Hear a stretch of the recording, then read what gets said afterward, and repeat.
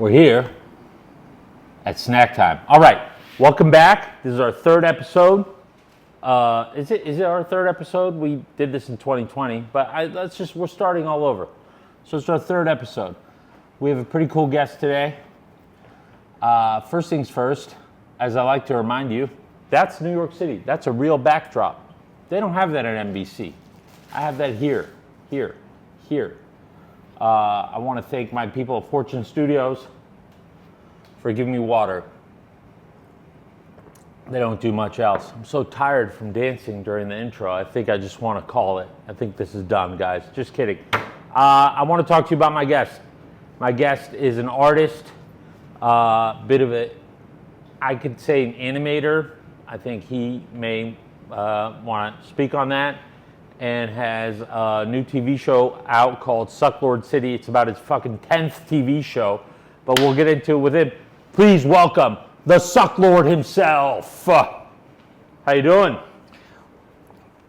The applause is pretty much drowning out any thoughts in my head, but I guess I'll conjure up some answer. I'm fine. Okay, well, we need you people to shut up.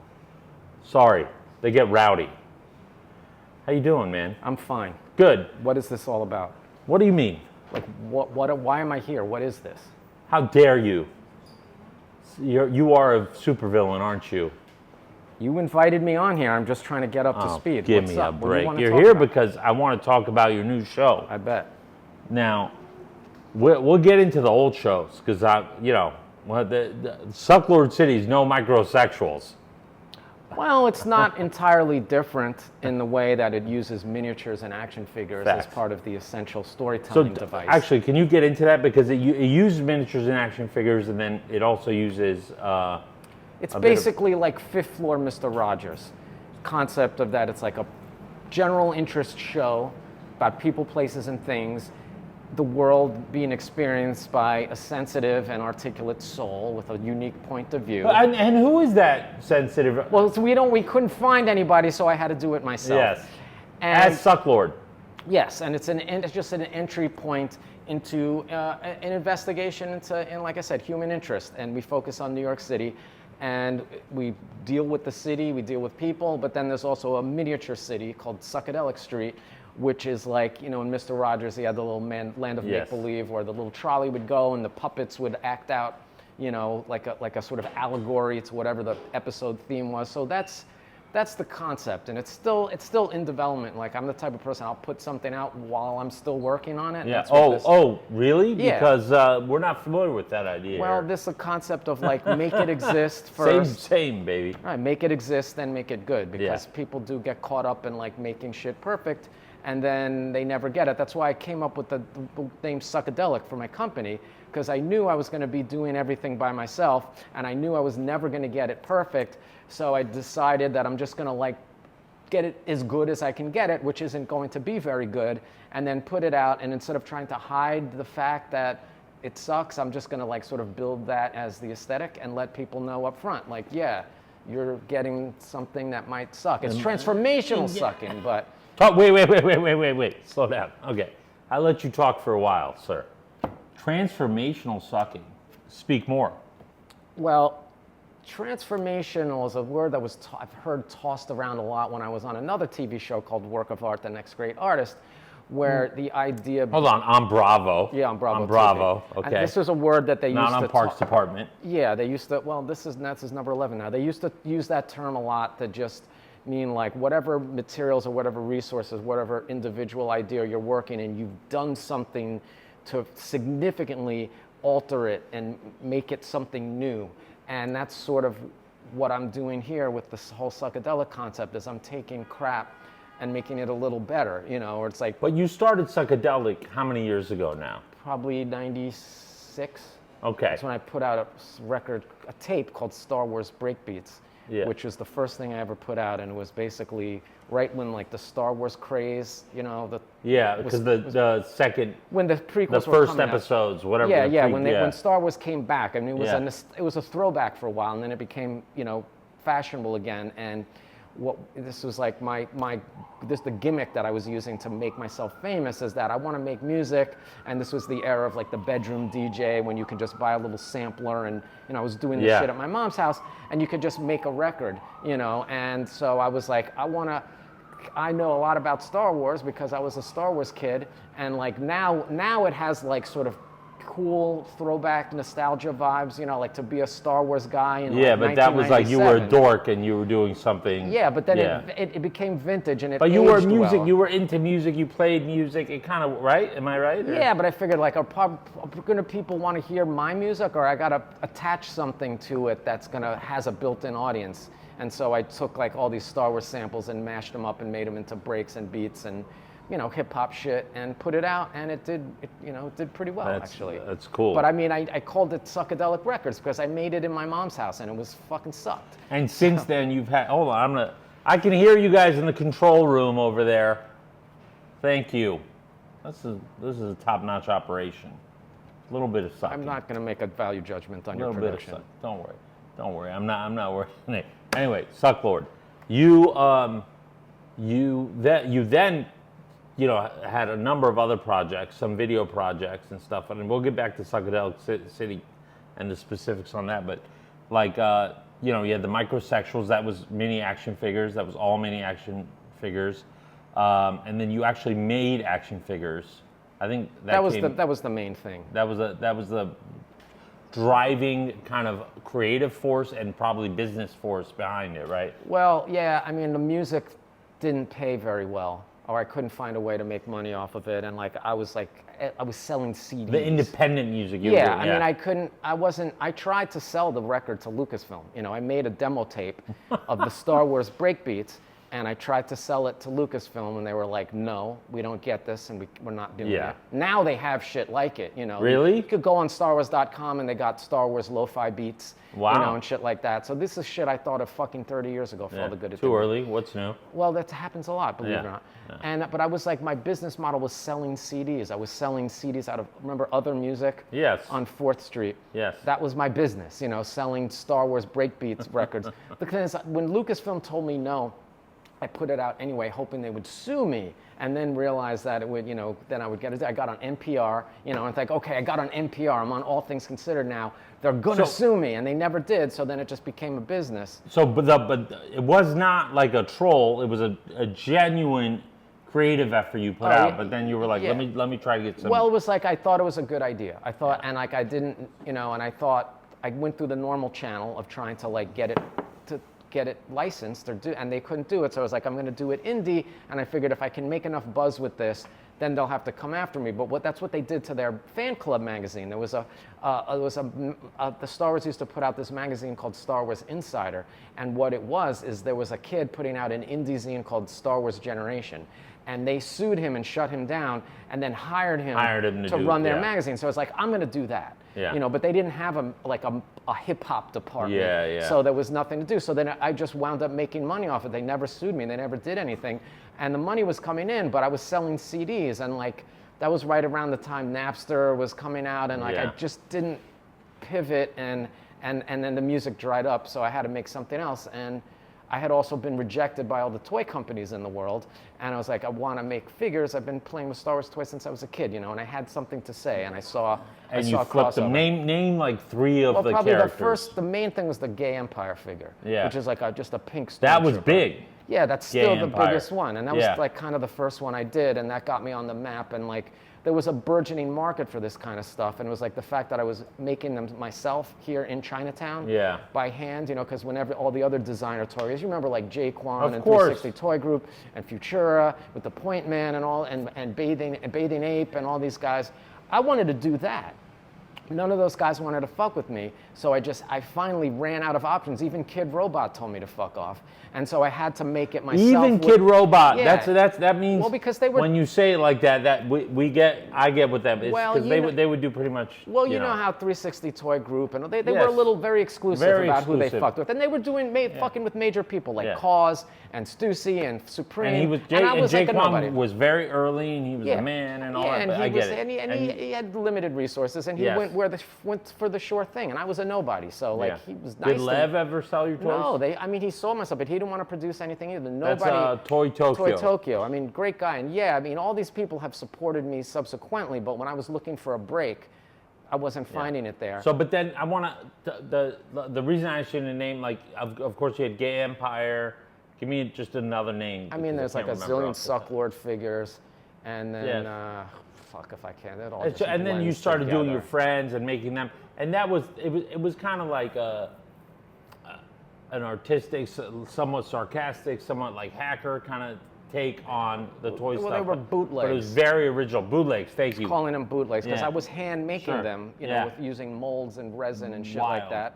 And like they were all like copies off other toys. You know, Yeah. I would take like Boba Fett and cut the head off, put it on another thing, And make a mold mold of that, and then run off multiples, and then give it some ironic, cheeky name. And this became my business. So what led you to making video projects to begin with? Because I want to get into the Suckadelic, back into the, oh, wait a minute. I do this every show. Did you bring me a snack, sir? Yeah. I brought you a snack. How does this work? We just give do me the your fucking snacks snack. now? It's Well, not I it's bought not- a it's bunch not- of stuff. There's no ceremony. Well, listen. Well, I brought you one snack. The last guy, You Ray fucked Matei, up brought by me a bunch of asking stuff. me to do this. No, hold on. I'm going to show you what I brought you Okay. because yours seems a lot more exciting. Yeah, it is. You're not going to impress me with whatever you I buy. know that because, okay, Because I also am a snack reviewer. I'm getting into that. So, Mr. Suckadelic, supervillain. The guy builds himself as a supervillain. He's out here reviewing snacks. He's the nicest guy in the world. Hold on, slow down. You review chips. I'm sure you've had these chips, okay? Well, try me. All right. Plantain chips of chili picante flavor. Funny you should bring those up. I actually can't eat those now. What? I can't eat those right now, and I'll tell you why. Because I have them sitting in my stash bag. I have a whole I don't care. investigation. What? Oh, it's ruining your fucking show? I like to eat those things clean. Nah, dude. I have to eat give this you- shit what- fucking now. Then I'll give you some gummy bears. I got some good shit here, but I'll give you. listen. I'll give no, you a Jolly with all Rancher. due respect, I mean that's pretty good. I'll take the. No, fuck that. I don't You want can any take of that. this home. I'm okay? gonna keep this, but no, All right. listen. Let me explain to you That because pisses me off. why should, it doesn't. It shouldn't piss you off. Oh God. But this is telling me how to feel on my own show. I can't eat these yet because I've done about 260 potato chip reviews. I'm aware. And I dip into a lot of different stuff, extruded corn snacks and other things, and I was realizing, fuck, I haven't done any plantain chips. Yes. Mostly because there aren't that You many. have that flavor. I have this sitting at my home That's waiting. insane. Okay, that's fine. You got this probably over there at fucking Highline I Deli got too. 100%. I Yeah. did that. I went there on purpose, knowing it's your deli because I happen to know where your studio And is. you thought you'd find something Because there that 20. would We're not surprise me. friends, by the way. Yeah. Make that clear. And we're not gonna be friends. Yeah, either. exactly. It's a strictly so business. We know each other here and there, but I went to his studio like honestly 20 years ago for some event, and I was like, I'm gonna go to his deli and get him a snack. Okay, well I appreciate it. Okay. But I I'm not gonna. appreciate that But you I got appreciate some. I brought to you this. I brought a few things. You I don't brought know. that cool bag. Yeah, you can by the way. keep this. I don't know. Like this is to me. This is one of my favorite potato chip flavors of all time. Okay. And it's from Lay's China, and it's the roasted lamb skewer flavor. Oh my God. But wait, I also brought the famous scissors. Ah. These scissors actually have their own fan club, and I use these to open the bags. Is there a Reddit for the scissors? A Reddit group? for No, the but it scissors? has an OnlyFans. But I use these because sometimes I make works with the So bag. as a Middle Easterner, you would think I like lamb. I despise lamb, but I will try. Well, there's your chip. actually no lamb in here. Well, it's Did a you know lamb that flavor. all potato chips are vegan, No way. unless specifically noted otherwise? I'm gonna try your chip. I got appreciate two it. more. I got actually two more. Oh, It turns out that's though. actually pretty good. Yeah, I mean it's like a strong cumin flavor mostly, Yeah. more than anything else, and I really like that just because Please have some. the American palate of chips is just so boring to me. Barbecue, salt and vinegar, it's fine, but it's like I'm gonna clean my palate. What do you got next? numb and spicy hot pot. Okay, I was gonna say we're gonna see if you've seen the show. I think I may have had This isn't my favorite Sichuan. Chinese Lays on my last show, Which ones did you have? but we were saying they were Korean or Japanese and just being ignorant. I can't remember the flavor, but it was neither one of these so far. Excuse me. Now they make several types of Numb Sichuan. and what is numb and spicy? There's a certain type of Sichuan pepper Oh, that numbs. I've had that before. Yeah, it's like. I don't know if the camera can pick this up, but it's got a Szechuan. But that's not my favorite Sichuan chip. They make a few, and the green one is really the one I really like. But they didn't have that. And that's a pretty close second. Do we need more? I mean, you brought them. May as well. This I've actually never tried. But this is this is from Lay's Taiwan. This is not my favorite. It's Not hot, gonna lie. right? It just has a It's unnecessary vegetable flavors in it. But all right. That's cool. have you done reviews of all these? These I've done. I've had their other garlic chips. I haven't had this, but Cleaning the palate here for the chips. Very savory snack day here. Although we do have our snacks here that on the table. You can have any of these if you'd like. I don't know. nah. These are non-sponsors. Just big companies that like to showcase to the world. I'm sure someday you'll find someone. Wait, what is this? Garlic. Just straight garlic. This is what garlic? Straight up garlic. This might be. Let's see. Oh my God! Good. That's the winner right there. Oh my God! I don't know why you're eating one. I want them. I didn't invite you to have any of that. I'm Fine. kidding. Please have as much as you want. I can get that anytime. Thank you for I bringing actually this. like this one. Where'd Now, you get these? Tesso Mini. Uh huh. This is a donation. I'm not eating this. If you want, I have 2 boxes of the One Chip Challenge. Have you ever done this? No. Oh my God. Okay, these are the spiciest chips in the world. Yeah. They're so fucking spicy that you can only eat one.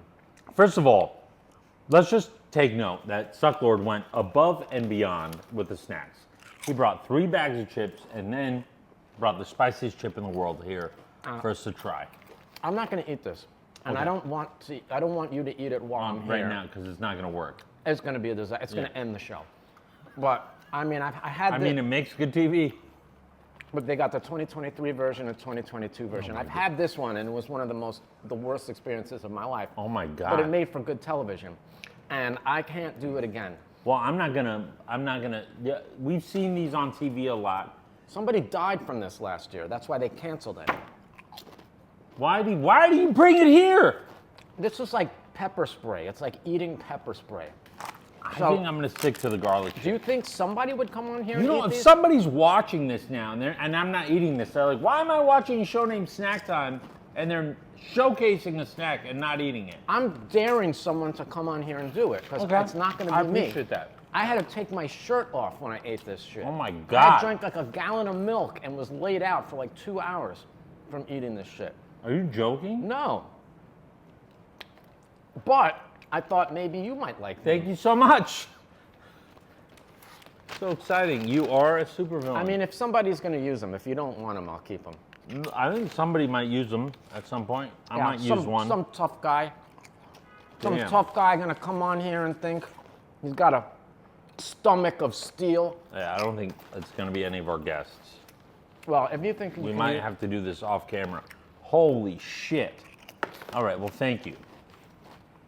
I don't know, for what were we talking about? Your career. Oh. Yeah. So what Go ahead. I was gonna say, I was saying, what led you to do the video stuff, the video projects, Well, and what leads you to like stop one and move on to the other? Like, is it a natural progression? I mean, I go back to like Star Wars was kind of like the original experience or the original template. And like Star Wars had the movie, and then it had the toys, and then it had the records and the music, and you know, so there was like a whole, you know, sort of a whole palette of ways you can enjoy Star Wars. And I was trying to recreate that experience for my own work. And I had the toys, but there was no movie. So I needed, you know, a story or a movie. So I created this thing called Original Villains, which then mutated into this thing called Toy Lords of Chinatown, which is just like this low-rent New York City science fiction film. Yes. You know, where Mary Papers is in it, Crystal Fowles in it. Like, a lot of people you know from around the way. I've made cameo appearances in this, and it's you're- basically, it's just a movie that went with the toys. And it's a movie about toys. I just wanted to create like a whole experience around the work. And, you know, also I like to perform. I like to be on camera too. I like to speak for myself. So I did talk shows. I had a show similar to this called the Suck Hour we did for a long time. We had live switching and everything. You all that get it. crap. What All are you that trying to say, bro? I'm just Come on, saying, like, come on. I'm just saying that, like, the film and the video aspect is important to me, you know, as far as making artwork because there's a context to it. You gotta fucking show it to people. And then now what do you have? You have 3 episodes of Sucklord City out? 2? 1. No. Yep. Yeah? And it's still the demo tape. It's called episode Yeah, it's 0. called demo tape, yeah. I always call the first thing 1 episode 0 because it's like it's not always It's like the completely fully pilot. formed. Yeah, it's like the pilot, and it sort of involves everything. You know, it has music. It's gonna have the stripper pole. We got the Toy City. We got the New York City shit. We got interviews. You know, it sort of combines. All of it in one. Would All you the- call all it? the It's not a lore. variety show. Would you call it a variety show? No, I mean it's Mr. Rogers' Neighborhood pretty Okay. much. Not Pee Wee's Playhouse. Okay. Much respect to Pee Wee's Playhouse. No, I mean Pee Wee's Playhouse was great, but it's not like a vaudeville show. It's Yeah. not like a comedy show. It's not like a performance. You know, I'm not performing. I'm just being myself. How long did it take you to make the first one? Because there are several aspects to it. And who built the mini city? I mean, those are my old toys. I didn't really build it. It's just, I mean, we're customizing it. You're making it look like Chinatown, though. Yeah, you know, we got the little Sesame Street play set. Yeah. And these are old toys that I had when I was a kid. From like Ah, the early okay. 70s. Had the little Sesame Street set. Then they have the little Play Family Village, and some Ninja Turtle stuff, and some more modern shit. And yeah, it looks like Chinatown, Lower East Side. Like there's some, you know, some pagoda buildings in there. But Yeah. it's all getting stripped and gutted, and it's just funny because, you know, we're talk about gentrification a lot on the show and just like talk about how rapidly New York changes and trying to capture it before it goes away. And it's just interesting how the little city kind of mirrors that. Like, here I am, I'm the landlord of this stuff, and these little businesses have been here forever, but now they don't make any money, so now everyone's been kicked out, all the signs are being removed, they're being gutted and renovated, and the next thing now is we're going to start having little pop-up shops in there. How appropriate. Well, yeah. And you've been in this neighborhood forever, yourself, your studio, and your, right? I've been hanging around down here for about 30 years. Yeah. My first studio was on Christie by Old 205 Club. Okay. Wow. And then I moved to Canal Street in 2014. Oh, really? Yeah. I feel like I went to the Canal Street studio, so it was after 2014. It feels like a long time ago. Yeah, it does. That's cool. And yeah, I mean, I've been, like a lot of people, I've been just inspired What by are you? this What's area. next? So you have more Sucklord City coming out. Talk briefly about the videos, like the architecture, kind of that. The architecture critique video that you did. You did a couple, I think, actually. Well, what did you call that? Like looking at the city or something. Well, you didn't. Maybe you didn't have a name for it, but that was amazing. Well, I don't know why. Why? Yeah. I think people just liked It your was take. dumb. It was dumb. I People mean, liked it though, I'm right? ignorant. Huh? I'm pretty ignorant. Who cares? You were just like, this is interesting. This is not. It's very honest review of what's happening in the city. Yeah, I mean, it's all related. You said I know why because you've gotten good feedback on it. I'm assuming. I mean, yeah, I got more feedback on that than anything I've done recently. How does I'm that just feel? trying to figure out why Yeah. that one. Yeah. You You know, know, who because- knows? You know, the life of an artist. You don't know. Yeah, but well, it's all Certain related. things resonate. It's all like filling. I'm considering the Sucklord City show as like the sort of hub of the wheel. Mm-hmm. That's like the diadem of the Suckadelic operation, Mm-hmm. and then all the other components like sort of spoke off. Mm-hmm. And so like the stuff I do for Instagram and TikTok is just like sort of addendum material. Like this is a show is about New York City, so we cover that in the show. But then if you want more New York shit. I got you. You watch it on Instagram, Yeah. you watch it on TikTok, and it also just adds to like the credibility or whatever, just trying to. The what? Do that again, please. The credibility. All right. You know what I mean. I get it. Just- Where can people find your stuff? We're gonna. Just Sucklord everywhere. It's Sucklord on Instagram. On YouTube, it's Sucklord. No, Sucklord City. Sucklord City. But I'm pretty sure if you typed in Sucklord, it'll It also comes up. Yeah. I mean, you could And go. the website, if you want to go look at the. There's a lot of. Nobody looks at fucking websites. They want to. If they're into it, they want to look at other stuff. Give them a fucking website. Sucklordcity.com is like where you can interact with that show. And then I have other website, Suckadelic.com, but I haven't updated it for like 10 years, because I don't really... Like you have another YouTube you haven't updated in 10 years as well. Yeah, That's well, fine. I'm about to because Toy Lords 5 is coming out. Okay. And oh, God. finally. Here we go. It's like Very cool. It's like my Winds of Winter. I've been working on So we have a for like lot 10 to... years. This dude's a very prolific dude, and we have a lot more to look forward to from him. Thanks. Okay. And we're going to thank you... Okay, he says...